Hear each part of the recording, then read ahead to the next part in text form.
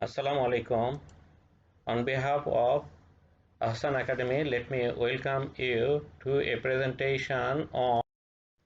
This presentation will include the description of the origin of intracranial arteries, the arteries proceeding to the brain, and their distributions. And every stage I'll try to correlate it clinically. Let us start with some special aspects. The brain is devoid of extra glucose storage, and also there is no extra means for storage of oxygen. That's why it requires more vascularity. This organ is highly vascular and take about 15% of the cardiac output and 25% of the oxygen total body oxygen consumption is consumed by this brain. See, the brain has outer gray matter and also some nuclei. This gray matter region is having more blood supply than the white matter. The gray matter actually contains the neuron cell body, and the requirement is more in this area. To meet that, this area is relatively more vascular than the white matter.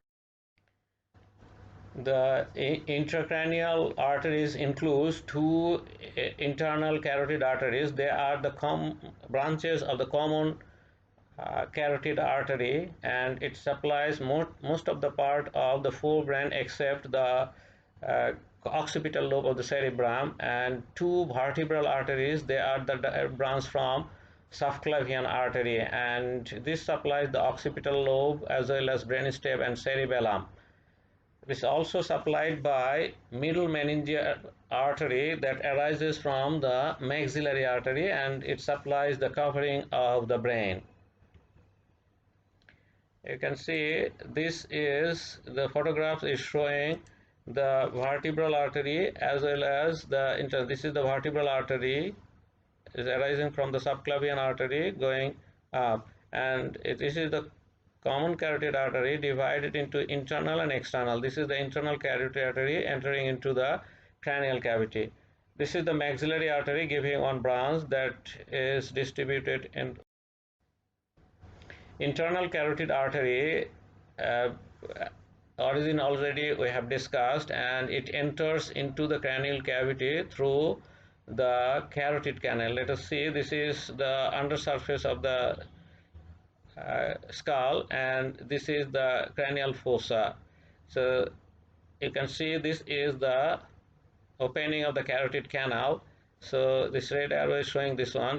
Through this it enters into the petrous part of the temporal bone. Immediately it turns anteriorly. You see, this is turning anteriorly, and this part, you see, this is the foramen lacerum. So this it exists through the apex of the petrous part of the temporal bone that is separated from, this is the occipital bone, and this one you can see, this is occipital, and this is temporal bone.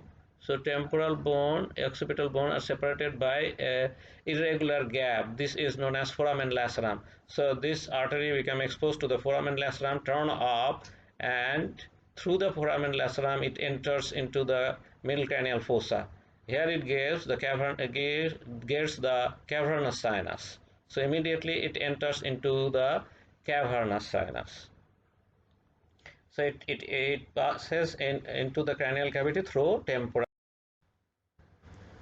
Inside the cranial cavity, you see this artery, this is the entry point, is a zigzag course, and foramen lacerum entering into the cranial cavity.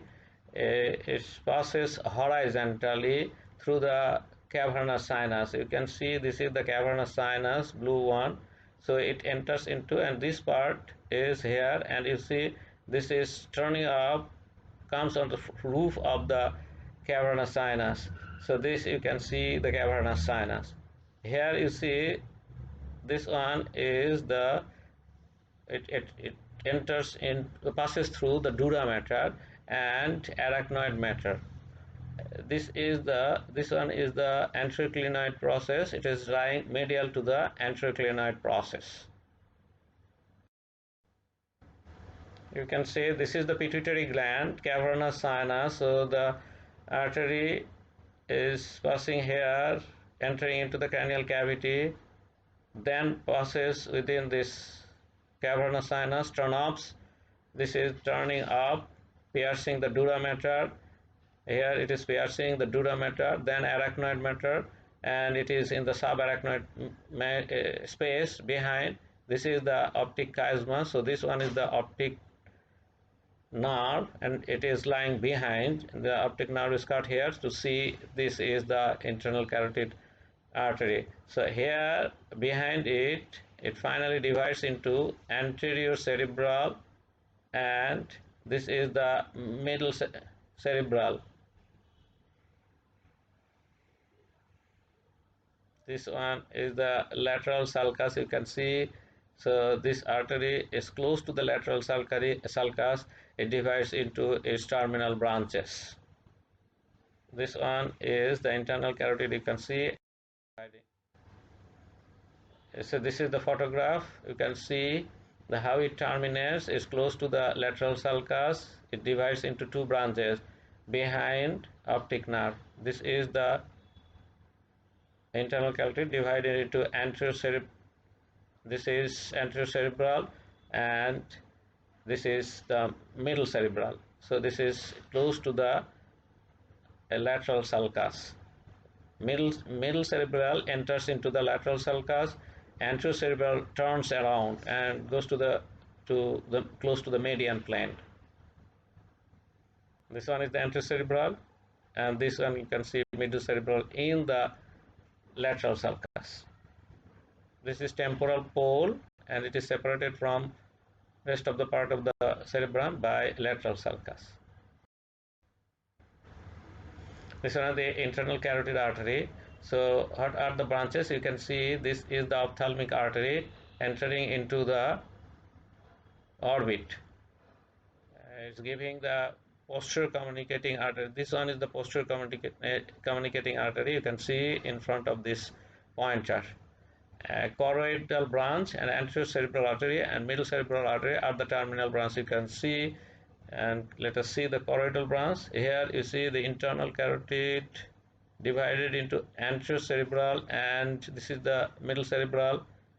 This one posterior communicating, and this one is the choroidal branch going to the choroid plexus to form the choroid plexus of the lateral ventricle, as well as it expands up to the third roof of the third ventricle.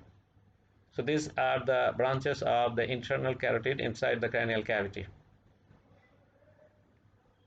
So this one is the anterior cerebral, this one is the middle cerebral, and this is posterior communicating, and this one is the choroidal branch.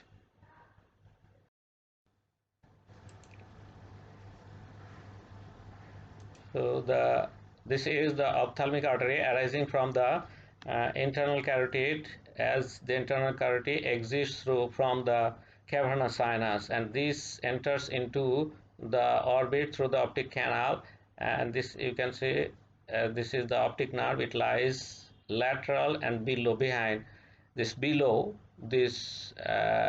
optic nerve, and it is distributed to the eyeball. This ophthalmic artery terminates finally in the orbit into two branches, supraorbital and supratrochlear, that exist from the orbit and supply the frontal area of the scalp, ethmoid and frontal sinuses, and dorsum of the nose. And see, this is the ophthalmic artery. This is optic nerve, lines below and lateral, then it goes and finally is given supratrochlear and supraorbital nerve artery. Choroidal branch is an important branch, and this is supplying the choroid plexus and responsible for formation of the CSF. The internal carotid artery terminates by bifurcation into anterior and middle cerebral. Just before that, it gives the choroidal branch. This one is the bifurcation point, and this is choroidal artery arising from here. It enters the lateral horn, inferior horn of the lateral ventricle, and ends into the choroid plexus. This is the choroid plexus. This also supplies the crus cerebri, lateral geniculate body, optic tract, and internal capsules. Anterocerebral. This is one of the terminal branches of internal carotid near the lateral sulcus of the cerebrum. And this arises and then passes. You can see this is the smaller branch near the lateral sulcus. It runs forward and medially. You can see this is running forward and enters into the longitudinal fissure of the cerebrum, running on the medial surface of the cerebral hemisphere like this one. This is rolled around the corpus callosum and cingulate gyrus in follow the sulcus, curves over the corpus callosum posteriorly up to the parieto-occipital sulcus. And here it anastomoses with the posterior cerebral artery. This is the posterior cerebral artery coming to the occipital pole, and it's supplying the occipital lobe, and it anastomoses with this one. Anterocerebral artery gives cortical branches on the medial surface, you can see, and the supply extends beyond the supromedial border to the superlateral surface. It's about 1 inch wide. Area is supplied up to the parieto-occipital sulcus. It can go beyond this area. So you see, this is the precentral gyrus. So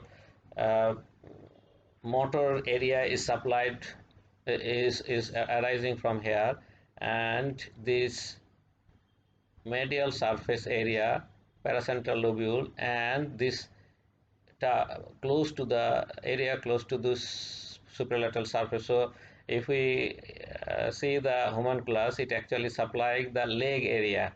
That's why it is known as the anterocerebral artery supplies the leg area of the motor precentral gyrus. This one is the anterocerebral artery. So anterocerebral artery gives some branches, a central branch. Central branches are the small branch that penetrates the brain substance and supplies. So this is giving some cortical branches, is anteromedian group and anterolateral group that passes through the anteroperforated substance of the brain and responsible for supplying the basal ganglion as well as internal capsule near to the basal ganglion. Middle cerebral artery, so it is one of the terminal branch and it arises near the lateral sulcus, enters into the lateral sulcus. So this is the middle cerebral artery and this is the anterocerebral artery. So in the same way, this is arising and it passes run through the lateral sulcus of the cerebrum. In this way, it is going lateral and it spreads over the supralateral surface. This is the area, most of the part of the supralateral area is supplied by this middle cerebral artery by some cortical branches that penetrates these are considered as functional end artery. Through the, you see, this is the large lenticular branches that supplies, this is the basal ganglion, so it's supplying the parts of the basal ganglion, and this white area is the internal capsule. So this is small branches directly going to this area to supply it. Now third artery, 2 internal carotid and then 2 vertebral arteries are the main arteries of the intracranial supply. So this is the subclavian artery, vertebral artery arising from the first part and entering into the foramen transversarium of the sixth cervical vertebra. Seventh is left, sixth, then subsequently fifth, fourth, and in this way all the foramen transversarium are crossed, and finally it passes through this first one. So this is the first, and after passing through this, it curves around the supraarticular process, making a groove there, and also makes groove. This is superior articular process, making groove over that, and also groove over the posterior arch. Posterior arch is longer in case of atlas, and over that it is making a groove. Then this is the groove, it is coming up, then making groove, and finally piercing this membrane. This one atlanto-occipital membrane. Also another figure and better view. So this is turning and enter into the cranial cavity through foramen magnum. This is the foramen magnum. Two separately enters into the foramen magnum, and inside cranial cavity over the clevus it unites to form. This is the basilar artery. So it terminates by uniting with the opposite side and making one artery in the median line over the cleavage in front of the pons. This is the basilar artery. So it is going up, and then sixth, then turning around the supraarticular, and then you can see this is the atlanto-occipital artery. It's piercing and entering into this area and entering to the cranial cavity through foramen magnum. This is the foramen magnum. It is entering through this, and then it pierces the durameton and arachnoid matter, and then passes upwards to fuse to form the basilar artery at the lower border of the pons. This is the pons. At the lower border it fused together to form the basilar artery.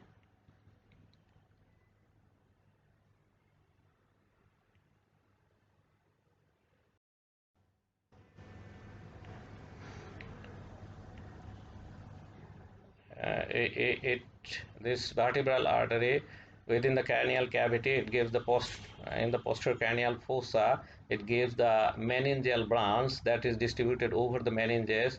Also gave the posterior, this is a small cutout, this is the posterior spinal artery, and this one is the anterior spinal artery. This anterior spinal artery, and this one is the anterior spinal, it fuses together to make one median artery, and you can see this is the posterior inferior cerebellar artery, and this is this one arising from the basilar artery. So up to this is the vertebral artery.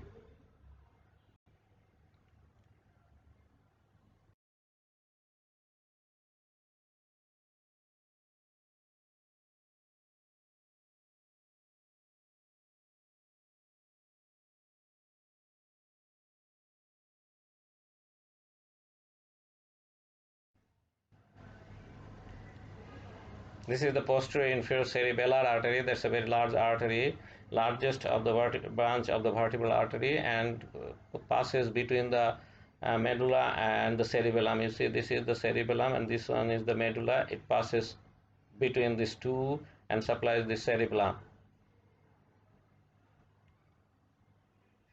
This inferior surface, over the inferior surface, it is ramifies, it is distributions, and also vermis is there. This is the vermis of the cerebellum, and inside within the white matter there are some nuclei that is supplied by this posterior inferior cerebellar artery, the branch of the vertebral artery. It's also supplying the small branches to the medulla oblongata, and fourth ventricle is there in this region. It gives choroidal artery to the choroid plexus of the fourth ventricle. You can see this is the basilar artery. So we already got the idea. Basilar artery is formed by the union of two vertebral arteries at the lower border of the pons. So there is a groove over the anterior surface of the pons, and this artery remains in this groove. You can see this is the basilar artery. It terminates by forming the posterior cerebral artery, right and left. So two posterior cerebral arteries are arising. So we got anterior cerebral and medial cerebral from the internal carotid, and posterior cerebral from the basilar artery. In turns, it is actually receiving blood from vertebral artery.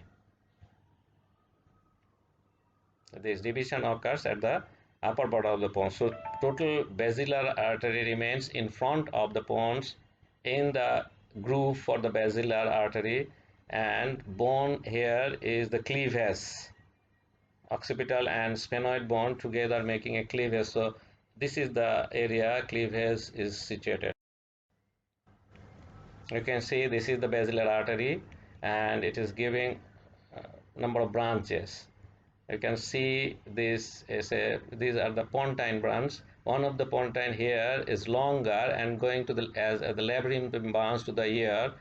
Anterior inferior, this is, you see, posterior inferior is from the vertebral. So anterior inferior is from the basilar artery, and this is superior cerebellar. So cerebellum has three arteries: is the superior cerebellar, anterior inferior, and posterior inferior.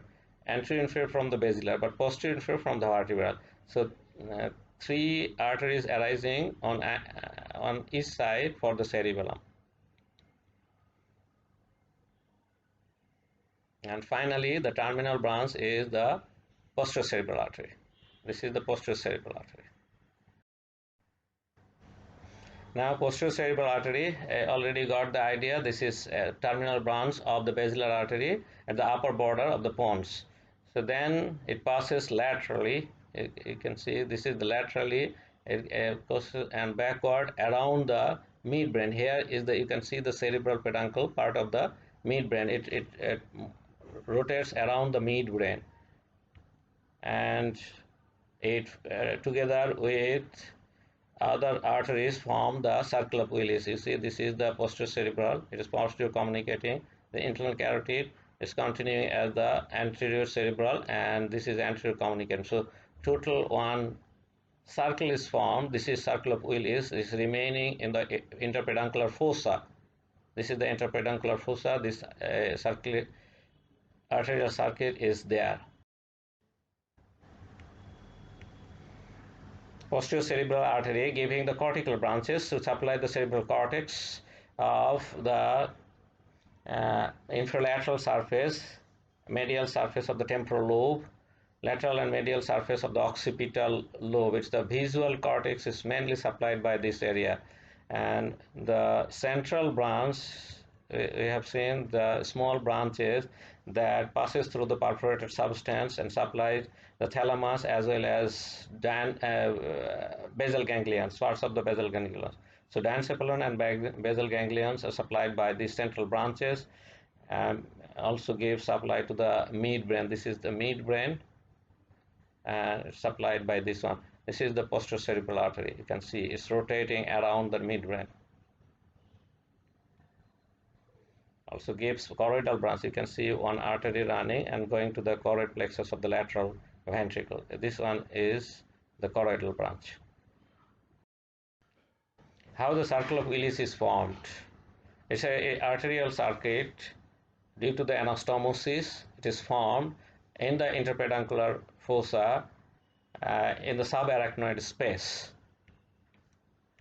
It is formed by several arteries. Let us discuss one. This is internal carotid artery, divides into anterior cerebral. So internal carotid artery receives the posterior communicator artery. That other end opens into the posterior cerebral artery. So this is the posterior cerebral artery. Then we'll get the posterior communicating artery, and we'll get the internal carotid, not the middle carotid, middle cerebral. It is the internal carotid. Then the rest of the part is formed by anterior cerebral and anterior communicating. So this middle cerebral is not coming in this circle. And the circle is formed by the from posterior to anterior, posterior cerebral, posterior communicating, internal carotid, anterior cerebral, and anterior communicating. These are the transverse type of anastomosis.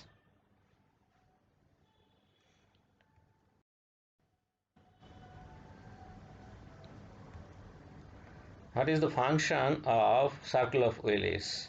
It's a potential site. If one side is obstructed, then collateral circulation will be established. So, in the normal condition, this artery supply remains separated, and the right side, the blood usually meets with the opposite side. So the blood from the east side remains separated, though there is a circle of Willis, a circuit is there. But if there any problem with any side, the narrowing or obstruction is there, then the blood from the opposite side takes over and meet the demand.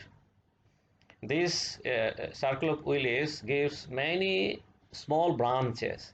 These are cortical branch as well as central branch, which are very important and supplies the internal brain substances. See the circle of Willis giving some cortical branches. You see very that is functional end artery. These are small, supplying the cortical areas of the cerebrum, and the central branches are of several groups. This is anteromedial group, anterolateral group, posterolateral group, and posteromedian group. These groups of central arteries enters into the brain, remains as end artery, and supplies the internal ganglions or internal substances of the. There are four groups already I have discussed. This is anteromedial group, and this one is the anteromedial group arising from this transverse anastomotic. This is the anterior communicating artery.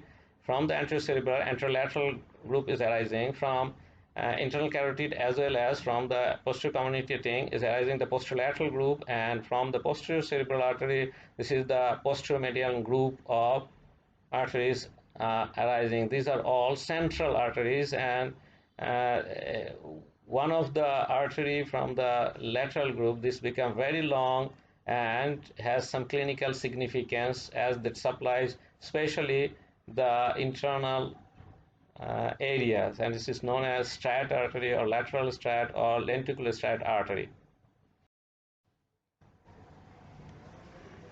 Now let us specify the arteries for different regions of the brain. So let us consider for cerebrum. You see, this is the superolateral surface of the cerebrum. So this part of the cerebral cortex or cerebrum close to the superolateral supremedial border is supplied by the anterior cerebral artery. It goes even behind up to the parieto-occipital sulcus or even more. The most of the central area is supplied by the middle cerebral artery, and this temporal lobe as well as occipital lobe, lower part of the temporal actually, and the occipital lobe supplied by the posterior cerebral artery. If we see the medial surface, you see most of the part of the medial surface is supplied by the anterior cerebral, and this occipital lobe as well as temporal lobe inferior surface is supplied by the posterior cerebral, and a small part close to this temporal pole is supplied by the middle cerebral. So middle cerebral is exposed to the superlateral surface mostly. You can see this is the medial cerebral artery in the stem of the lateral sulcus, going throughout the length of the lateral sulcus and giving branches to all directions.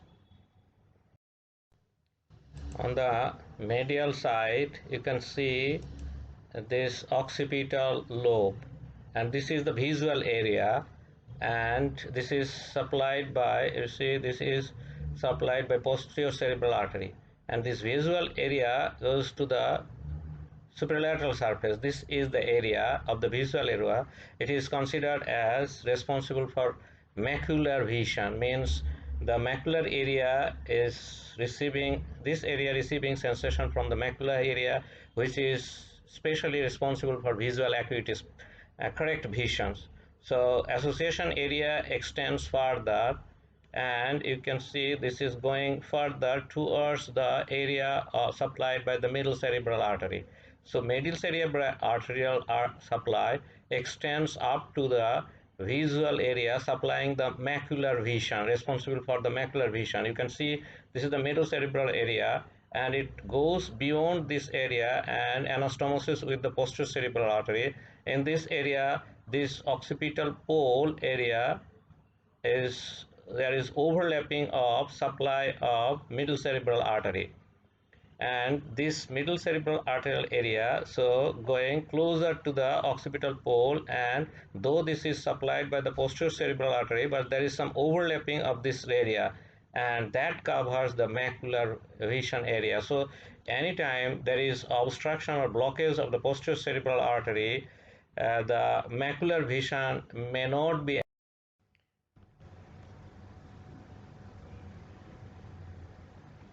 Internal capsule and the nucleus present inside diencephalon. This is supplied by the medial and lateral striate branch. These are the perforating branches passing through the anterior and posterior perforated substance. You can see this is the anterior cerebral artery. These are small arteries going to the internal structures. This is the anterior cerebral artery. So some central or striate branches are going deep to supply the deeper structures, and blockage of each will cause damage to the part of the brain, though it is very small because there are numerous arteries and each artery supply a minimum. Let me discuss the clinical significance of the artery supply of internal capsule.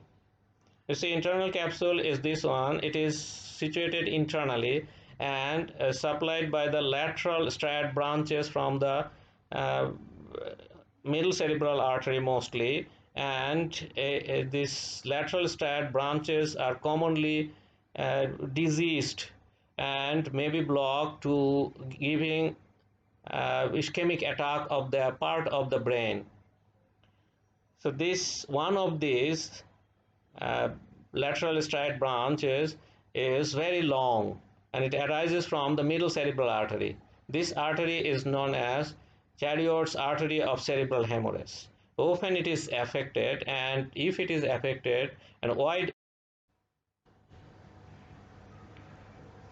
how the thalamus is supplied. You see, thalamus is situated internally, so central branches means arising from the posterior communicating artery and the posterior cerebral artery penetrates the posterior perforated substance to go to the thalamus, the medial part of the thalamus separated from this third ventricle, and also some branches from the basilar artery penetrates. These are the central artery from the basilar artery passes through posterior perforated substance and supplies.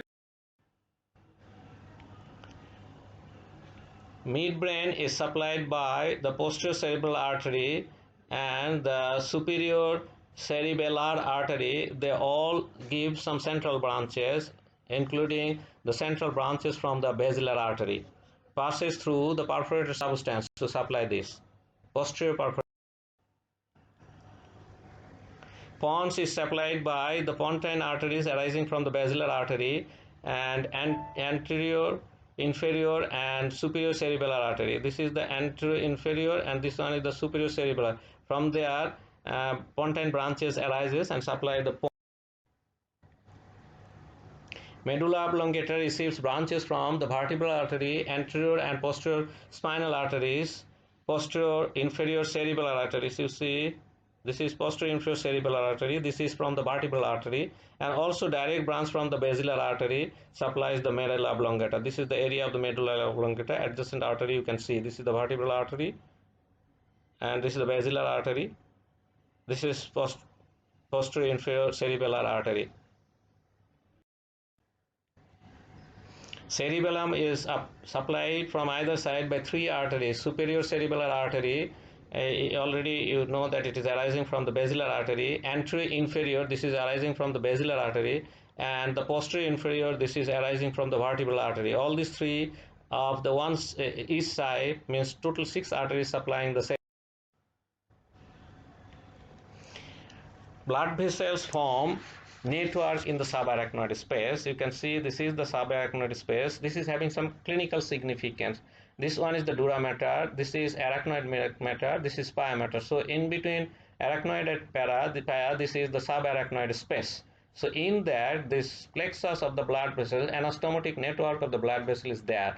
So after that, it enters into the brain as end artery. This spatial arrangement allows pulsation. Pulsation cannot create pressure over the brain. Brain is very, very delicate structure, so the subarachnoid space gives the space to have a safe pulsation, allows the dilatation of the blood vessels without creating any pressure on the brain substance. Also, this pulsation and dilatation creates some pressure in the CSF and helps in the flow of CSF. Blood-brain barrier. You see, this is the diagram showing some supporting cells and the neuron. So neuron is separated from this capillary. So capillary is having endothelium. This is the endothelium, and this are the astrocytes having some food process over this, and its endothelium having basal lamella. So anything wants to diffuse must pass through all this barrier. So the minimum barrier that exists between the blood and the nervous tissue is known as blood-brain barrier. And this capillary endothelium, this is the continuous type of capillary. So the blood-brain barrier from inside outer is formed by the endothelium. This is the endothelium, a continuous line. You can see this is the basal lamella of the endothelium, and outside that this is the food process of the astrocyte. So these three structures, this is another type of cells may remain or may be surrounded by food process only. This blood-brain barrier is formed by the three types of structures already I have discussed. This is the endothelial cell. Outside this stained area is the continuous basal lamella, and outside that there are so many food processes. So this junction between the cells is an important part. You see there is spatial tight junctions here lies between the two endothelial cells, and these actually important part to create the barrier. And these three components, this is cell, basal lamella and fruit process, are not identical at every places. Thank you very much for remaining with this presentation.